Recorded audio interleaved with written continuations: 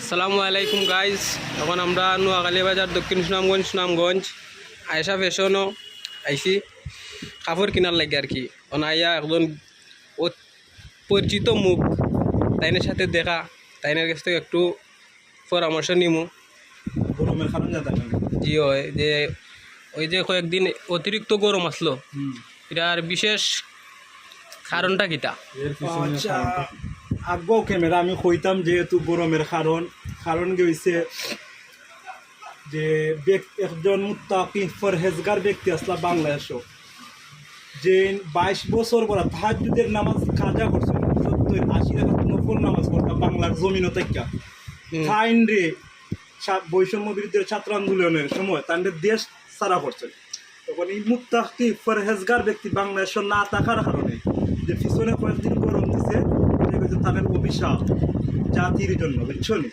এখন রয়েছে আমি চাইলাম অতি দ্রুত যাতে আল্লামা শামীম ওসমান বাংলাদেশে ফিরত আইন আর হজরত শেখ হাসিনা আপা যারা 14 তারিখ রাত 11টার পরে তাদের দেশ আনতে আসলা, তারা চাইলাম যে আপনারা অতি দ্রুত শেখ হাসিনা আপারে বাংলাদেশও আনয়।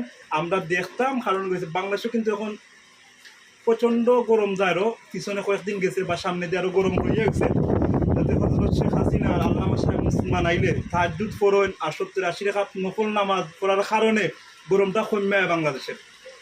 এই পর্যন্ত গরমের আসল রহস্য গেছে যে শামীম ওসমান বাংলাদেশে নয় আর হজরত শেখ হাসিনা বাংলাদেশে নয়, ওটার কারণে আচ্ছা, আয়না করে নিশ্চিত হলে কোনো সমস্যা না, আয়না করে যেতে রাজি, তবে আপা বাংলাদেশে থাকতেই হবে। আপনার অনুভূতি জেনে আমরা খুবই উপকৃত হলাম। আর আসলে আসলাম আমরা বিশেষ মানে মাল কেনার লাগিয়া, যে বাজার ওই ভিডিওটা দেখায় তারা মাল কিনা তাইবা, কাপড় অনেক ভালো মানের কাপড় আছে।